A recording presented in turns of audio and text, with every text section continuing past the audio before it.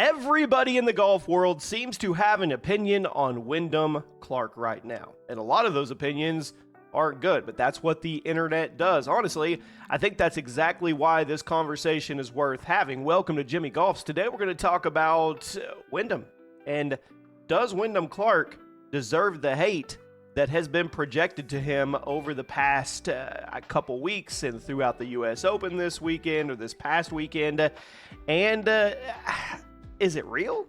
Is a lot of it just because people like to jump on a bandwagon? I mean, if you watch the U.S. Open, you'd think Clark committed some massive scandal the way fans were reacting. If you were new to golf and you jumped on X or any other social media platform and you saw what people were saying about Wyndham Clark, you would have thought he did something really, really bad. We're talking really bad, like things I don't even want to say on a YouTube video. He got booed, he got heckled, people were cheering when he hit bad shots. Social media, they were dogpiling on him the entire 4 days. But here's the thing. When you actually slow it down and look at what happened, a lot of that outrage seems to be based more on how people feel about Wyndham Clark than what Wyndham Clark actually did. You guys let me know in the comments. I read every single comment on every single video. Is it valid, the hate he's getting? Or does the internet do what the internet does and they take it too far? I go back to the whole page issue with the internet invitational really quick and pushing the grass down, or the slope gate with Mo. Yeah, those were controversial issues, but they bled over into internet and turned into threats and all kinds of crazy things over a golf tournament. Now, that's what the internet does. We know that. So I guess let's talk about it. Last year at Oakmont, he absolutely deserved the criticism. He did. He smashed lockers like a baby, like a toddler, after he missed the cut. It was a really bad look.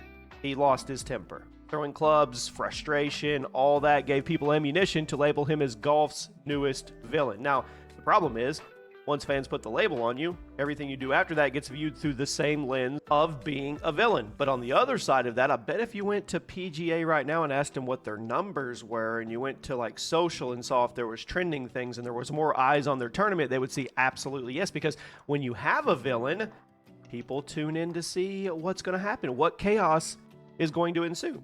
So let's fast forward to Shinnecock, and suddenly every little thing Clark does becomes a controversy. The biggest example was the relief drop on 17. If you only saw social media, which a lot of people digest all their content straight through social media, you would think he cheated his way to the U.S. Open title. But the reality is actually much less exciting than that, much less dramatic. The drop was legal. USGA officials were right there. No penalty, no violation, no rules broken, yet people on the internet were acting like he literally ran into the tent, stole the U.S. Open trophy, and ran off. That's where I started asking if maybe this was going too far. People mad about the drop? Or are they still mad about Oakmont and they're just looking for another reason to dislike it? Because those are two very different conversations. One is about the rules, the other is about the reputation. I also ask every golfer out there that's watching this video to kind of look in the mirror.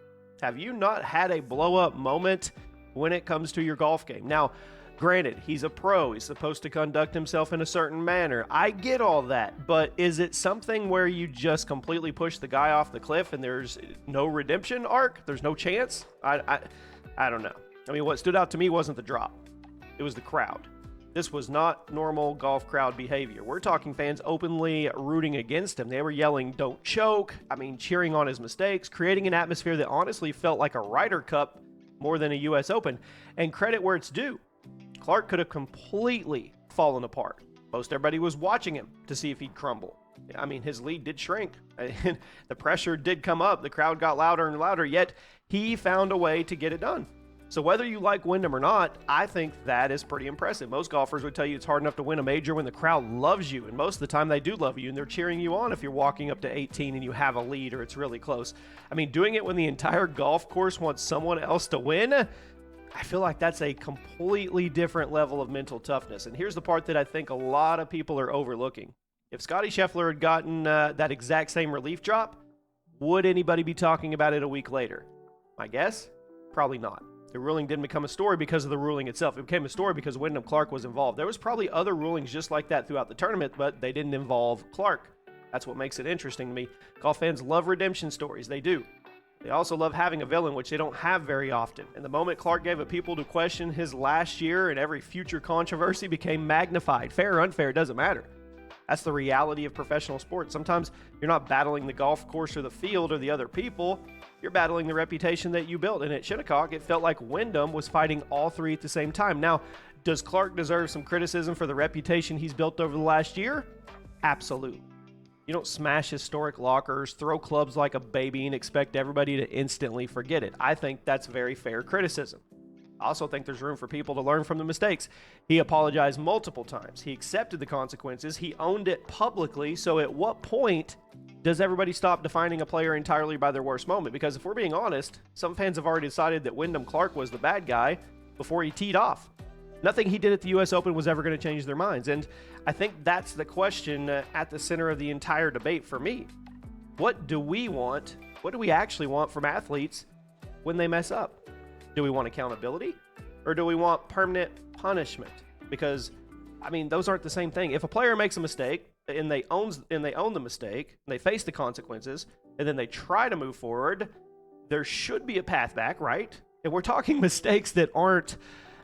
I keep going back to, you smashed historic lockers and you threw clubs. Every PGA pro has thrown clubs. Now, they smash lockers? No. But they've done little fits and had their little tantrums. I promise you, I just keep going back to this is a mistake, or these have been mistakes that have been magnified into something like this guy is Dr. Doom. It's crazy. I mean, if that's not the case and you can't own them and apologize and face the consequences and there's no path back, what does an apology even mean? I'm not saying fans have to suddenly become Wyndham Clark supporters or fans.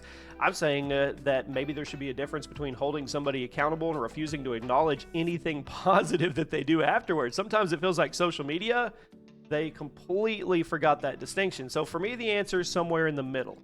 I don't think Wyndham Clark is some victim who's done nothing wrong. But I also don't think the level of hate he's getting matches what actually happened at the U.S. Open. If we're talking about Shinnecock specifically, he played some incredible golf. He handled an unbelievable amount of pressure. He followed the rules, and he won the U.S. Open. That's the story. I mean, whether you love him or hate him, that's the reality, and that's what he walked away with. The bigger question might not be whether Wyndham deserved the backlash.